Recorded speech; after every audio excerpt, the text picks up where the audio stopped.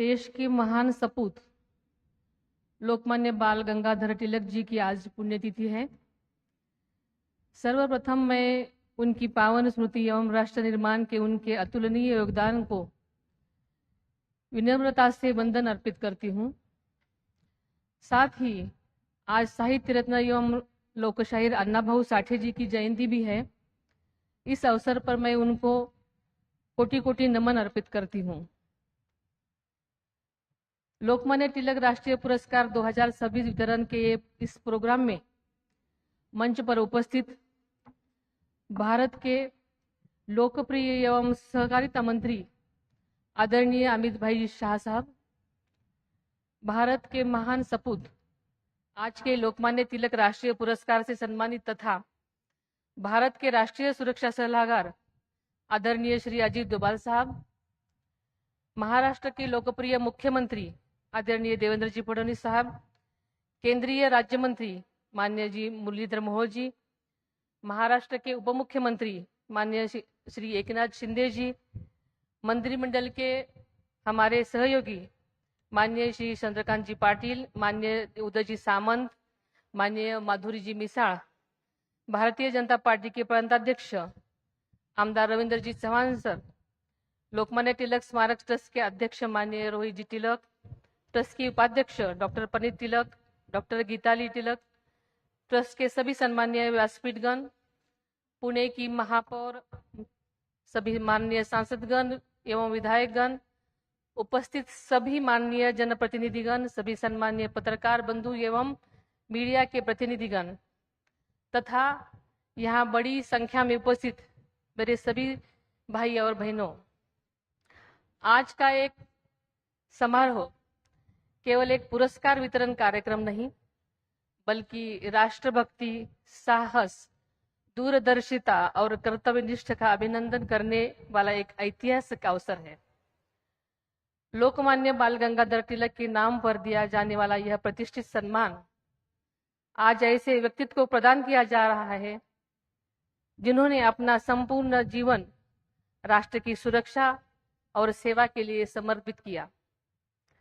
आज का यह अवसर एक और कारण से विशेष बन जाता है। देश के दृढ़, निर्णायक और दूरदर्शी केंद्रीय गृह मंत्री अमित भाई शाह साहब के कर कमलों से भारत के राष्ट्रीय सुरक्षा सलाहकार अजीत डोभाल जी को यह सम्मान प्रदान किया गया। एक सक्षम नेतृत्व के हाथों राष्ट्र की सुरक्षा को समर्पित एक असाधारण व्यक्तित्व का सम्मान होना वास्तव में भारत की शक्ति, संकल्प और आत्मविश्वास का स्वर्ण क्षण है।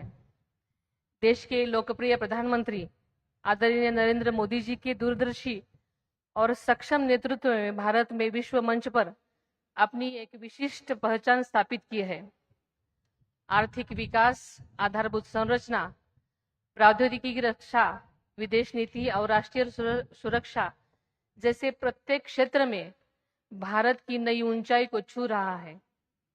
देश के इस गौरवशाली यात्रा को और अधिक मजबूत प्रदान करने के लिए कार्य गृह मंत्री आदरणीय अमित भाई शाह साहब और देश के राष्ट्रीय सुरक्षा सलाहकार आदरणीय अजीत डोभाल साहब प्रभावी ढंग से काम कर रहे हैं।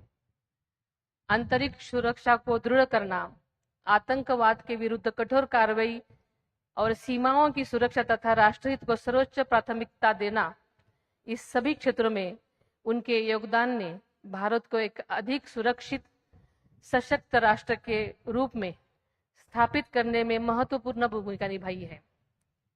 श्री अजीत डोभाल जी का जीवन राष्ट्र सेवा का एक प्रेरणादायी उदाहरण है। भारतीय पुलिस सेवा, खुफिया तंत्र तथा राष्ट्रीय सुरक्षा सलाहकार के रूप में उन्होंने अनेक कठिन परिस्थितियों में अद्वितीय नेतृत्व, साहस और रणनीतिक क्षमता का परिचय दिया है। डोभाल साहब के योगदान ने भारत की राष्ट्रीय सुरक्षा को नई मजबूती प्रदान की है। लोकमान्य तिलक ने देश को स्वराज का मंत्र दिया था। आज उसी स्वराज की रक्षा का दायित्व अजीत डोभाल साहब जैसे समर्पित अधिकारी निभा रहे हैं। इसके लिए यह सम्मान केवल एक व्यक्ति का नहीं बल्कि राष्ट्र की सुरक्षा व्यवस्था की भी सम्मान है। लोकमान्य तिलक जी पुरस्कार की गौरवशाली परंपरा देश के श्रेष्ठ व्यक्तित्वों का सम्मान करती रही है। आज इस गौरवशाली परंपरा में श्री अजीत डोभाल साहब की नाम जुड़ा पूरे राष्ट्र के लिए गर्व का विषय है। इस प्रेरणादायी आयोजन के लिए रोहित जी तिलक और लोकमान्य तिलक स्मारक ट्रस्ट के सभी सदस्यों का मैं हार्दिक बधाई देती हूँ। अमित भाई साहब के नेतृत्व में देश की आंतरिक सुरक्षा अधिक सुदृढ़ हो गई है। भारत की एक नागरिक होने पर मुझे इस बात का बहुत गर्व है। श्री अजीत डोभाल जी का अनुभव और मार्गदर्शन भारत को अधिक सुरक्षित, सशक्त तथा आत्मनिर्भर बनने में निरंतर योगदान देता रहेगा। यह मेरी मनोकामना है।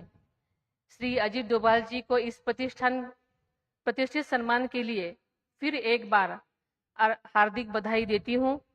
उनके उज्जवल स्वास्थ्य और दीर्घायु जीवन के और मंगल कामनाएं देती हूँ और मेरे वाणी को विराम देती हूँ। इस कार्यक्रम के लिए मुझे बुलाया गया, इसलिए मैं रोहित तिलक जी का बहुत बहुत आभार मानती हूँ। धन्यवाद। जय हिंद, जय महाराष्ट्र।